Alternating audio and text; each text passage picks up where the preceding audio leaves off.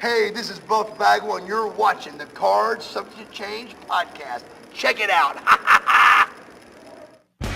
Welcome back to the show. Welcome back to the show.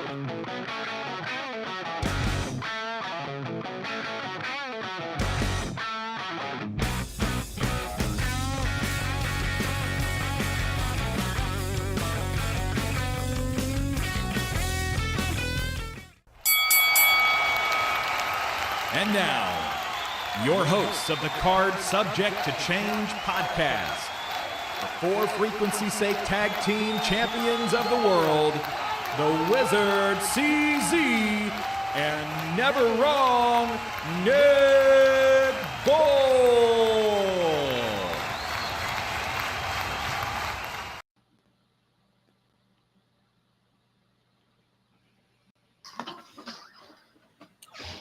Hello, everyone, and welcome to another exciting edition of the Card Subject to Change podcast, the podcast by the fan, for the fan. Of course, I am your host, Never Wrong Nick Bull.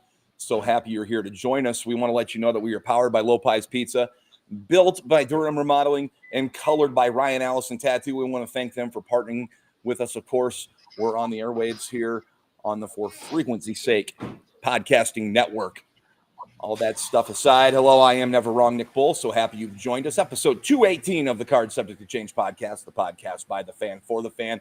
So happy you found us. Of course, it would not be complete if my tag team partner wasn't here. He is the Booker Man. He is the one. He is the only. He is the Wizard CZ. Wiz, how you doing, bud? Man, I'm doing good. I'm here. We're gonna have a good show. Another great episode lined up, and I'm excited. How about yourself?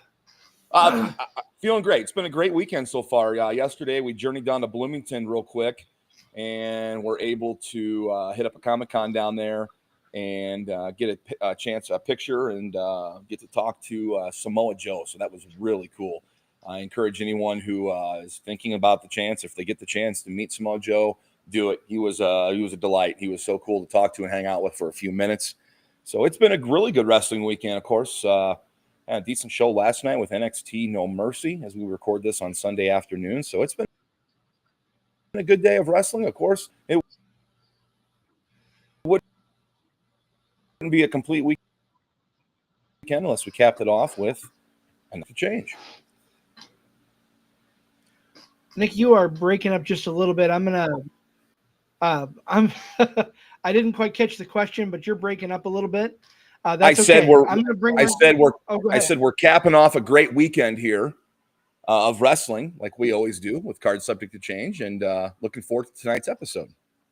Absolutely, and we're bringing in someone who probably gets a lot of grief for the position he's in wrestling, as most referees do, and we're trying not to give him too much grief, but we may have to give him some. Hopefully he can count past his nickname number. We are bringing in 2-count Rylee Robinson into the studio. Rylee, how you doing today, my friend? Pretty good. How about you? Good. Glad to have you on the show. Just so you know, what comes after 2 is the number of people in the studio. 3. All right. Yeah, I got you. I'll try to remember that. Man, God, you got to take it easy on the. That one's a little tough. Take it easy on the guest, CZ. He doesn't have the stripes on tonight, so well, that's fair. That's fair. Rylee, we're glad to have you here. We've kind of seen you grow up before our eyes here in SCW Pro. Yeah, pleasure to be here. SCW Pro. I'm going to ask you same question I ask every other guest we have on the show for the first time. Why pro wrestling? What is it about pro wrestling, Rylee, that got you hooked? Obviously, you're a fan if you're a part of it.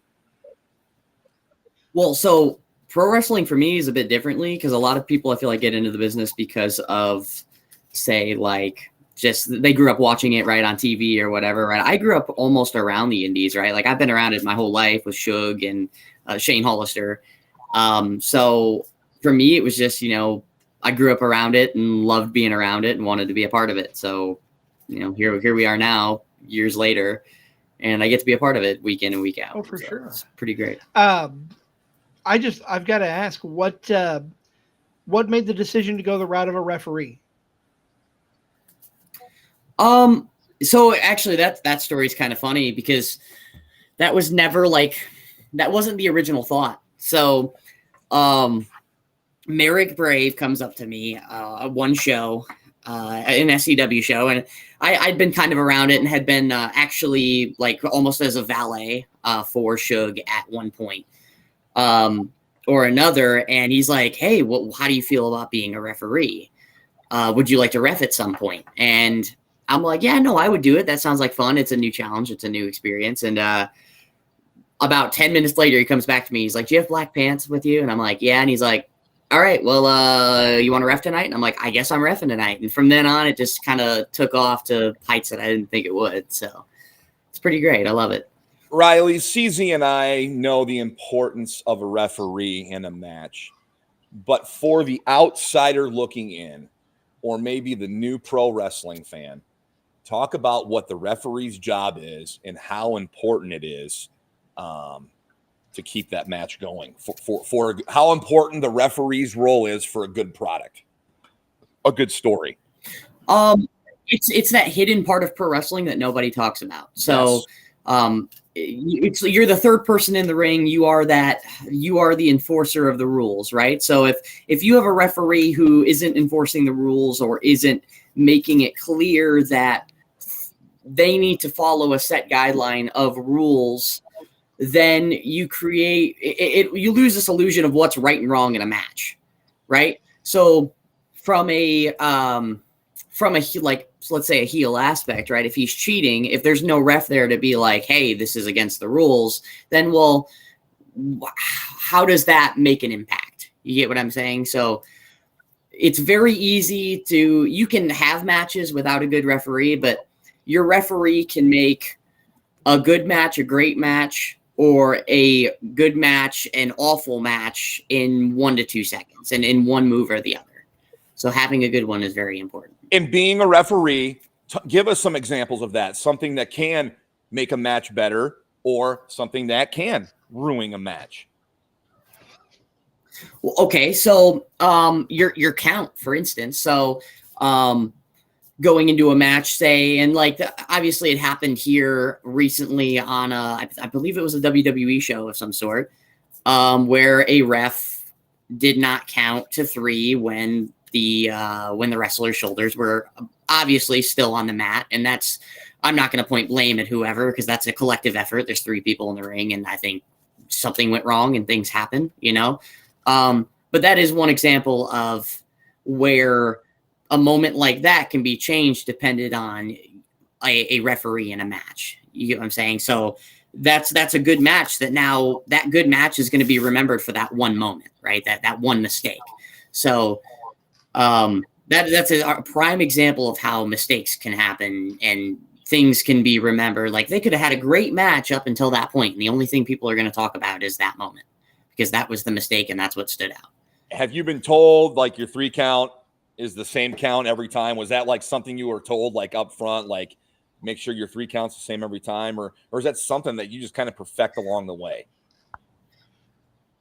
It's one of those things where, so I like to trust my intuition in the ring a lot. So like I can be this is kind of controversial between like the ref community, everybody who referees, because like when I look at the mistake that happened the other night, I look at that as the ref knowing what was coming. And in the business, a lot of times you will know that, hey, this is not the finish, right? So you're trying to create that illusion.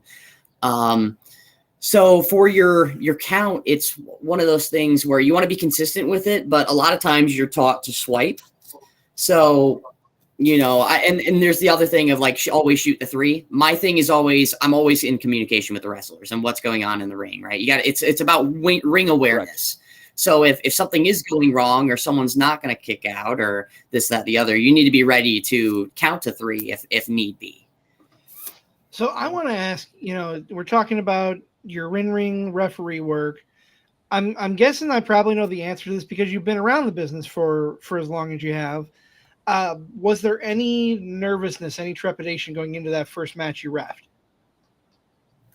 Oh, there's always nervousness, right? Like whenever you're doing something new, especially something new in front of people, right? So like I just remember being like, I just don't want to mess up, right? Like, just be there for everything, primo. I still go out there and I'm like, oh man, but once you're out there, it's go time, right? It's game time. You lock in, you kind of, it's on the task at hand, right? Just this weekend, I had an experience that was different because I'm not like this weekend I did managing that I haven't done in 2 years, right? And I was actually a heel for that, and I haven't been a heel ever, right? And it went really well, but I was like, wow, for the first time in forever, I feel really nervous, right? So there's always that bit of nervousness when you do something new. Walk us through that. What was that like moving into that heel role for you? Oh, it was strange, but I enjoyed it so when you play almost like a baby face for as long as you do, right? This good guy, because I've never played that heel role. You almost get excited for it because you're like, wow, I can be rude and kind of, get people riled up and create feelings of like, wow, I hate this guy, so it's a lot different to be that cocky, strutty, type of person. It's different, but it's fun. What's the biggest change you've seen in yourself, for the good, of course, since you've started reffing? What's the biggest thing you've seen in yourself where you've become better? It's my mental, right? It's not just my positioning, but just the awareness in the ring of things that are happening that to the blind eye people wouldn't notice, right? Being aware of the crowd while also, because as the ref, I can talk to the wrestlers and be like, hey, you need a little bit more here or a little bit more there, so being aware of that while still enforcing the duties of being a referee can really set apart a good ref from not. And I feel like I've gotten really good at that, being very aware of my surroundings in the ring and what is going on. So I know you mentioned being aware of the crowd. I know we talk to wrestlers when they're in here about if they're feeding into the crowd as a ref. How does the crowd affect your game in the ring? Well, so I've worked a few shows where there's like the crowd is quiet and it's odd, right? So you feel weird because a lot of what you're doing, you feed off the crowd. If the crowd's going, you're going, right? Like I like to, even as a referee, it's like you want to feed off what the crowd is doing, right? If the crowd's up here, you want to be higher up than when the crowd's low and it's slower paced. You get what I'm saying? So it's about pacing and like feeding off of what the crowd is wanting. And as a ref, I can tell what the crowd is wanting a lot from the wrestlers because the wrestlers have a lot to remember. So a lot of times they'll zone in on the things that they need to remember, and they won't notice, oh, I need to do this for the crowd, or I need to do that for the crowd. So is where I can step in and be like, hey, and go over and be like, hey, do this or do that. And it can really like set apart a match, right? Like it really can make a difference. We're joined here by 2-Count Rylee Robinson here on the Card Subject to Change podcast, the podcast by the fan for the fan. Of course, we are powered by Low Pies Pizza, built by Durham Remodeling, and colored by Ryan Allison Tattoo. We want to thank you so much for joining us. Kind of talking all things refereeing right now, but we'll sidetrack here a little bit. Maybe there was a ref you studied coming up. Maybe there was a wrestler you studied. Is there a wrestler you go back and watch, or a particular storyline or an event you go back and watch over and over again, or where you draw from? Well, the easy thing would be to Suge, right? Or like a lot of his matches. As far as like a referee, I'd have to say Charles Robinson, right? I mean, he's one of the best to do it. And especially at the moment, like he is at the moment, I'd say who's doing it, probably the best doing it at the moment. So, a lot of his positioning and how he works in the ring is what I like to study. It's best to learn it from the best. You get what I'm saying? So, sure. For sure, like his matches and watching how he picks apart and creates moments and how he elevates certain moments that matter more than others. It's an important aspect of a ref's job, other than just, counting three and, just the counts and all the rules. As long as you're not studying Right, Nick right. Patrick, I'm fine with that. All right. I had to. Well, you can study Nick Patrick for his heel tendencies. I mean, dude, he's a great heel ref. Yes. But no, I mean, I mean, let's talk about your relationship with Suge. Your family, but you've been at all these shows with him, as you've grown up and as you've started ref. How big of an impact or an influence has he been on you and your goals and your dreams? Oh, absolutely. Like a massive impact, just that mindset of like the mind behind pro wrestling. A lot of that I get from him and Merrick and Crotch and people around SCW. So, he's created a big, a big impact on it, right? On me and my mentality of how I think, because I have this mindset of a wrestler of there are moments that we need to create here, without getting too far into depth on what that means. Cause yeah, like just that having that mindset is very, very helpful as a referee to be like, okay, this needs this here or there. And of course, you're not just while SCW Pro is your home, you're not just there. You're branching out. I know you travel with Mason Grayskull a lot. Talk about some of your experiences outside of SCW. What has it been like to branch out across the Midwest? Oh, fantastic. I love doing it. I like going new places and doing what I can do, right? Showing people what I can do, right? If I can make an impression on different people, that for me, that makes my night, right? So I always like going to new places. Des Moines been very, very kind to me, that whole area and everyone around there, and especially the Chicagoland area. I've been up there quite a bit too. So, just in general, like people have been very kind and open arms, and just in general, it's been a very good experience. It really has. We're talking here with 2-Count Rylee Robinson on the Card Subject to Change podcast. Of course, I'm glad you asked that question, CZ, because of course you and I have seen Rylee at SCW Pro. But we're kind of in a hotbed for independence in this area, both Iowa and Illinois. There's plenty of going around. So I'm glad to see at such a young age in doing this, because man, we're old heads compared to you. I mean, I don't even. Are you old enough to purchase an alcoholic beverage, Rylee? Okay, no. So he's not quite. Man, he's got his life ahead of him. About there. He's not an old head. But. So where does Rylee Robinson see himself in 5 years from now with his role in wrestling? Where do you want to be? What do you want to be doing? Well, I mean, isn't the goal always to get like on TV, right? Isn't that always the goal? I think so. Like, I'd like to see that. So in some sort of aspect or way, whether that be with like any of the bigger promotions, I would love that. Just just to work my way through and work my way up, that would be amazing. But obviously, I've got a long way to go for that. So, just take it a day at a time and one show at a time and put in the work. So I kind of want to switch gears. We've been talking about your in-ring work. Let's talk about your fandom a little bit. Obviously, you grew up around the independent scene. What are you watching right now? What's kind of grabbing your attention as far as the wrestling world as a fan? As a fan, see, I love. So I'm not a big guy into like spot shows. I like more story-based stuff.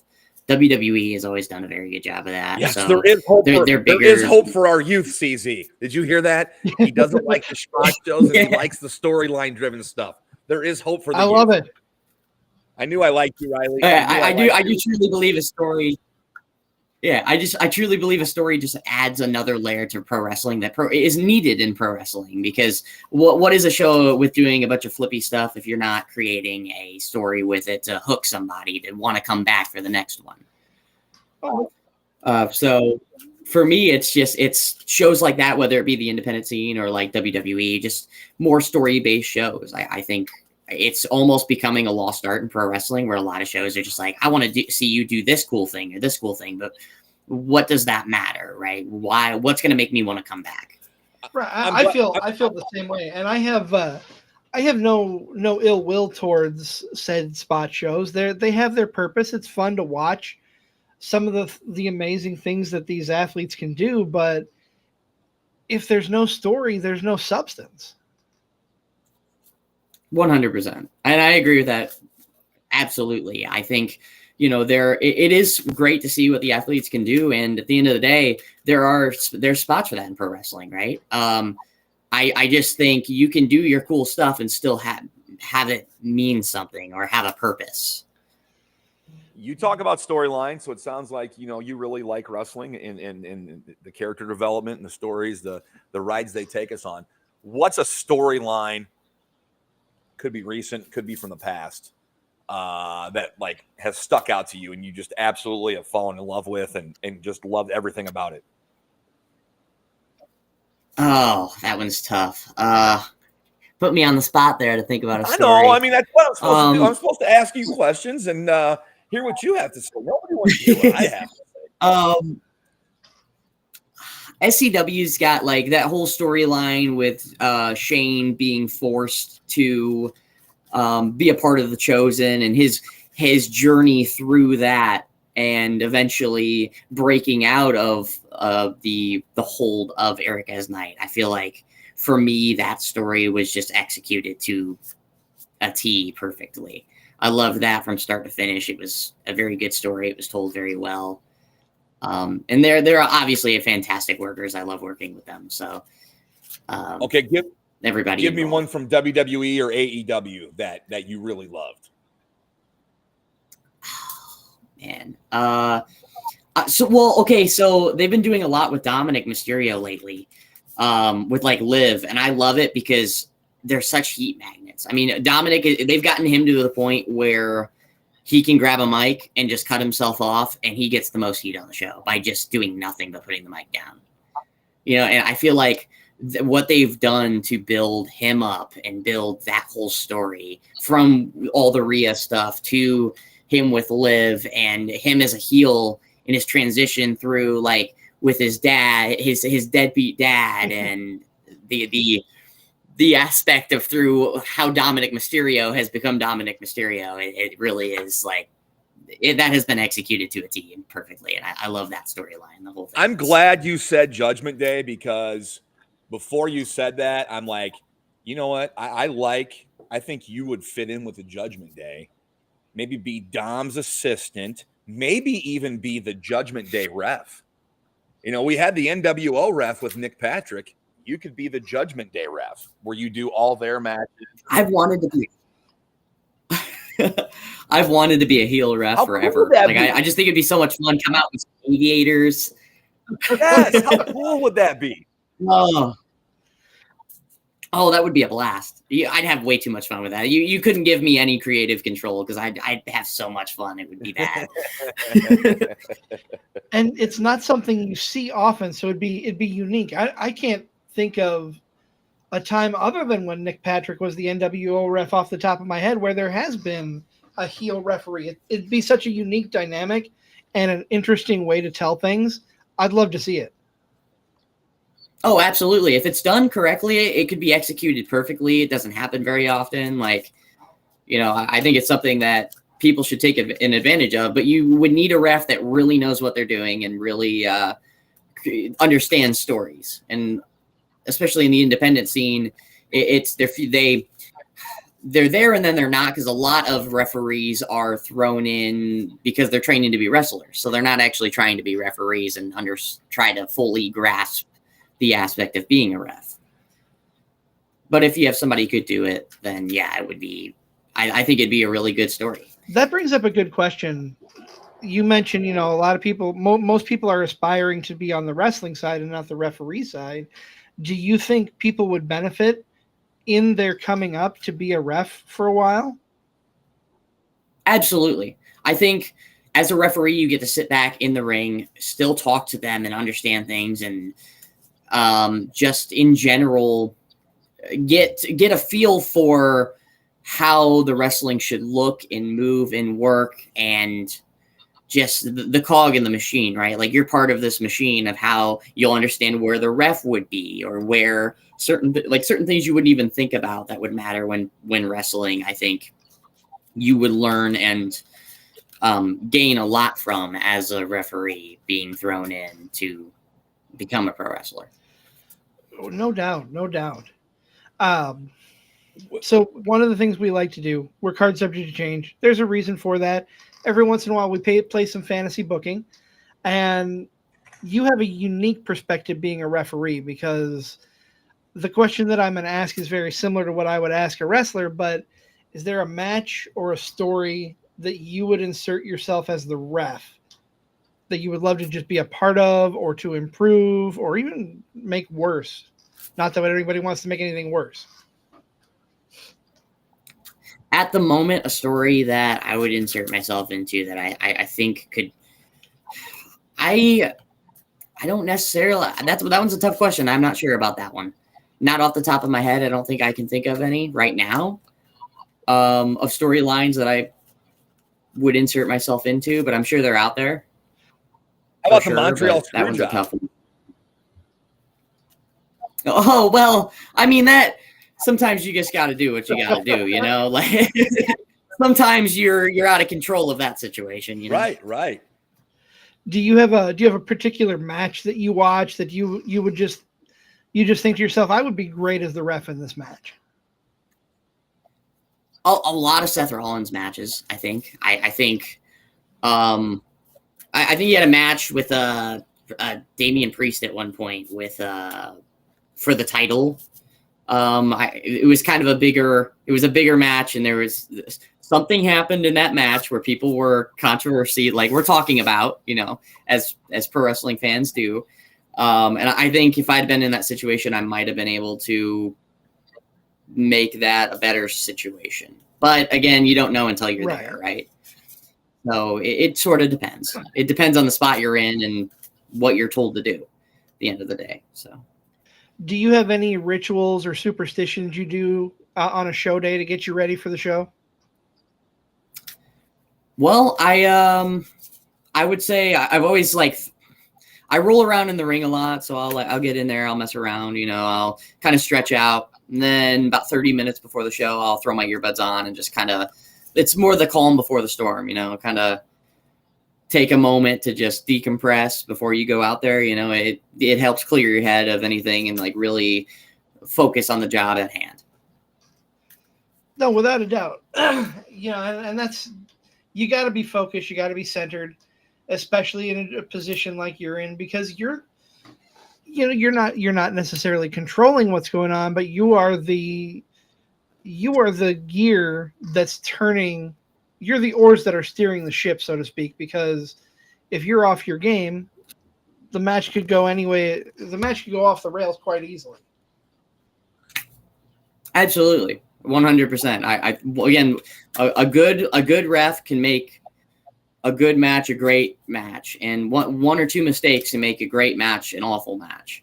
So you have to be on your game 100% as a ref. You know, a wrestler, you can slip up here or there and kind of cover it up or keep going. As a ref, if you mess something up as a ref, it really shows a lot of times. Obviously, depending on what it is, but most of the time it will really show. And the crowd's going to let you know if you messed up too. They're going to be all over it. Oh, absolutely. Oh, the worst one's the crickets. When they get dead silent, they're like, "Oh, that was messed up." That's the worst one, right? And I have learned that, like, throughout my time as a ref, I've learned that the worst thing you can do is deer in headlights. You just, if a mistake happens, you keep going and you almost try to justify it, you know, like, this is the reason why, you know, this is why I did that, you know, because if you believe what you're doing in there, and that's my thing, is like the confidence part. If you believe what you're doing, they're going to believe what you're doing. So I think half of it is believing what you're doing, and you just go with it. Oh, we're talking here with 2-count Rylee Robinson on the Card Subject Change podcast. Of course, we are powered by Low Pies Pizza, built by Durham Remodeling, colored by Ryan Allison Tattoo. Of course, you can hear us on the For Frequency's Sake podcasting network. A lot of talk here about refereeing, because you're obviously a ref, Rylee, but is there some time down the road where you want to turn into a competitor in the ring? I see every time I talk to people, I get asked that question, and my answer to that is yes, in a way. It's got to be the right timing, right? Like I obviously, I want to get myself in a spot where I truly believe like, okay, now's the time to do this, right? And until I'm there, it's like I'm happy being able to help in a way put over new up and coming wrestlers and help them with their matches and be in their matches at least, because then they have an official who can help make their match a little bit smoother. Anyone in particular you've got your eye on in those up and comers?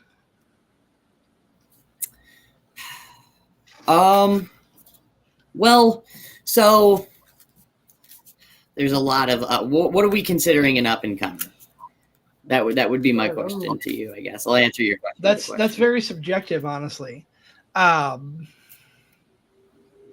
I don't know that I don't know that Rylee could be an up and comer. You know, younger individual, newer to the business. Yeah. Really hit the ground running. You could be considered an up and comer. That's my definition of an up and comer. Right. So like in my eyes, like if you've ever seen like Gavin Parker work, either of you guys, have you ever seen Gavin Parker? I've heard the name, but I don't know anything by any means.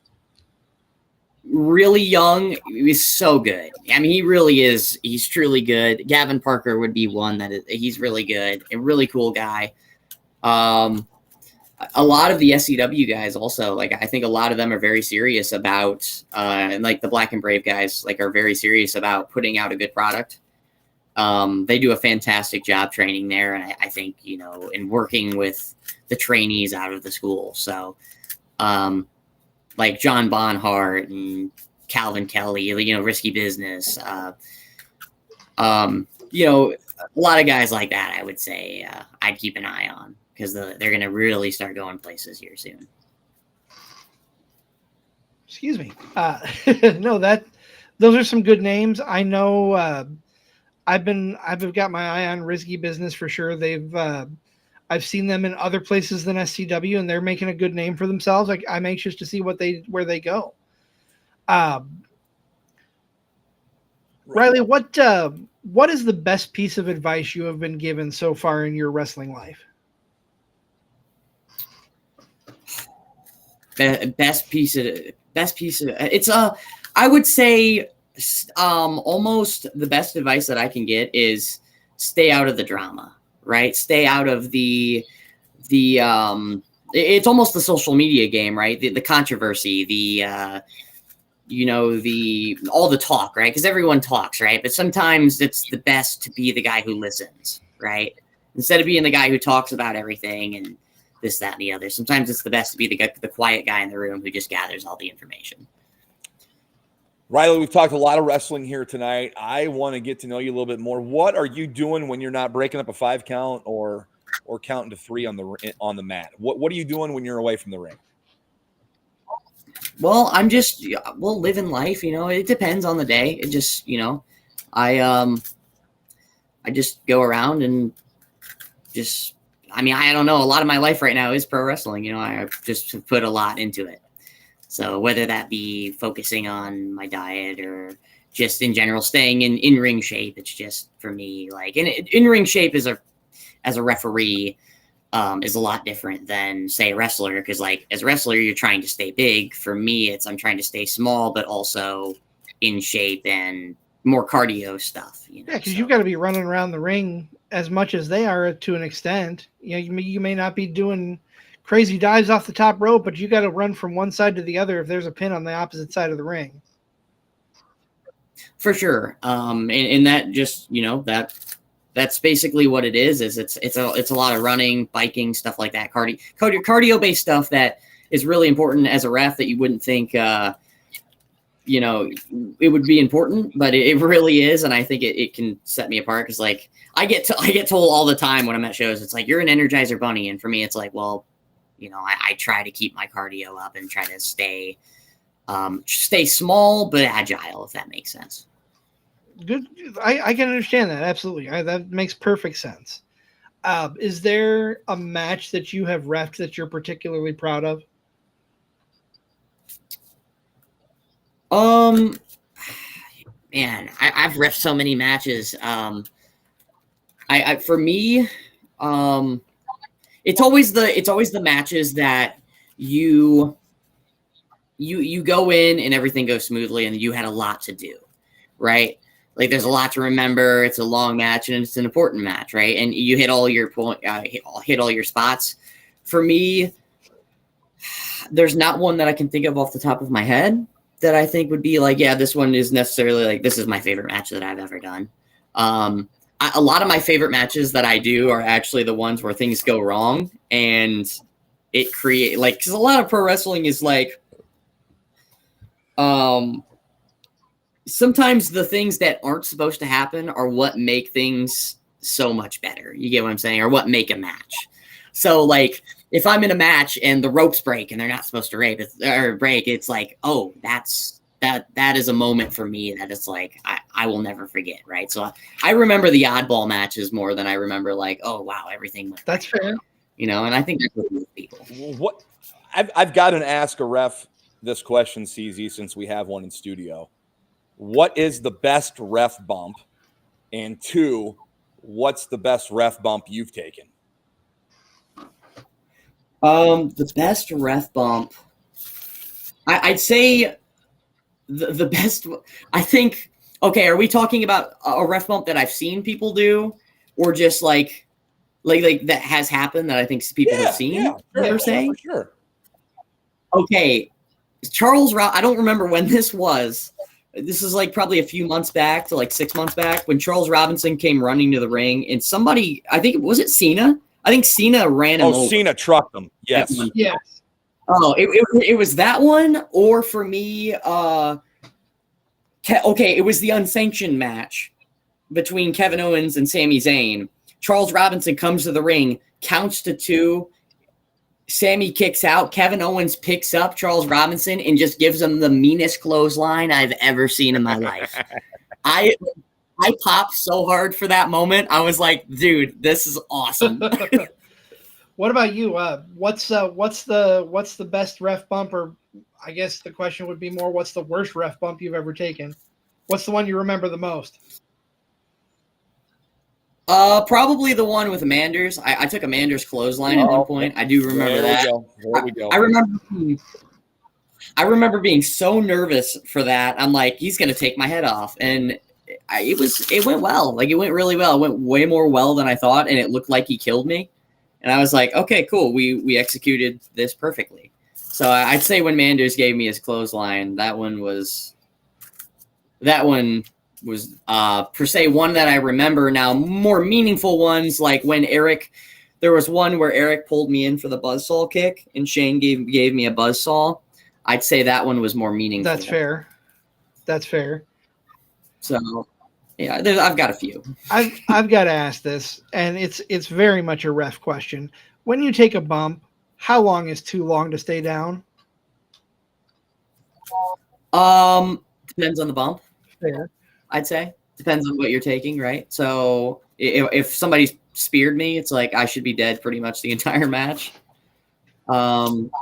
If I've just gotten like they have the turnbuckle, like you'll have a turnbuckle bump occasionally where it's like I got ran into in the turnbuckle and you just kind of crumble. I feel like those ones you shouldn't be down too long because it's you know what I mean? Like it's not as big as of a That's bump. fair.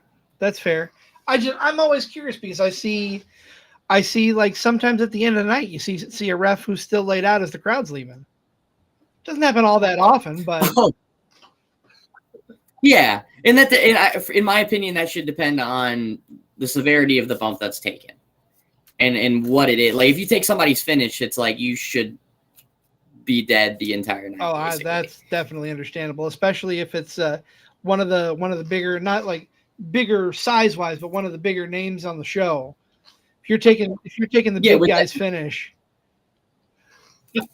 Oh, for sure. With their protected finish, yeah. Like if their finish is protected, like when I hit this, the match is over. You should be out. Like I don't even think, like a lot of times, like there will be a lot of shows you'll go on and they'll like take a big bump from a big like star like that. Like say the first half intermission, and then they'll come out right after for the second half, and it's like you've basically just discredited their finish. So I think for stuff that big, you should be out the rest of the show. I can understand that. I can definitely agree with that, because if you're taking that big of a move and it's early in the night, to suspend the disbelief, you've got to be out. You got to be gone. Absolutely. Well, have you perfected the Charles Robinson run to the ring? You know. Oh yeah, I've nailed that. I've got that. Oh, I've done that a few times. Yeah. I will say I've done that. I actually get compared. Dude, the boys give me a hard time in the back sometimes when I do that. I remember the first time I did it, they were like, "Dude, you were running to the ring like Seth Rollins cashing in Money in the Bank, man. You were going." You know, that's what they compare it to. So I'd say I've perfected that. Excellent. Well, Rylee, we've had a great conversation with you here. I don't know if we can go much further right now. We've had, like I said, I've enjoyed talking to you. This has been a lot of fun. But before we wrap things up, always got to ask you, Rita, where can people find you if they want to see your ref work? Where can they find you on social media? So my socials are on Twitter, Instagram, and a big one is Facebook, at Rylee Robinson. And then also SCW Pro, Fight Pro Wrestling out of Des Moines, Chicago Style Wrestling out of Chicago, and then everywhere basically here in between. Absolutely. For Illinois, Iowa, indies throughout, the Illinois and Iowa independent scenes. And if you are at a show where you see Rylee reffing, be sure to give him as much of a hard time as you can, because that's what we do with refs. Whoa. Oh, it happens. I get it. Trust me, I get it. No, I was glad to get you in here, Rylee, because we're a little bit older than you, and it's nice to get another set of eyes and ears in here. That's a part of wrestling. By being a referee, you've been around wrestling. You're a wrestling fan, so we love getting people in here to talk wrestling. And it just happened to be a younger guy tonight, and it was great. I learned a lot tonight, and I had a great time. I'm glad you came, and you're welcome back here anytime, Rylee. Yeah, for sure. Thank you. I had it's a pleasure being here. I had a blast. Awesome. We appreciate you coming on. That is going to wrap things up for this edition of Card Subject to Change. We'll be back next Sunday, to be determined whether it's 6 or 6:30. We're working on some things. But yeah, we'll be back next Sunday with another great show. Rylee, thank you so much. We appreciate you being a part of our podcast here. And like Nick said, come back anytime. It was 2. Yeah, absolutely. It was 2. He got his wrist up. 2. Well, for my tag team partner, Never Wrong, Nick Bull, I am the Wizard CZ. We will see you next time right here on Card Subject to Change.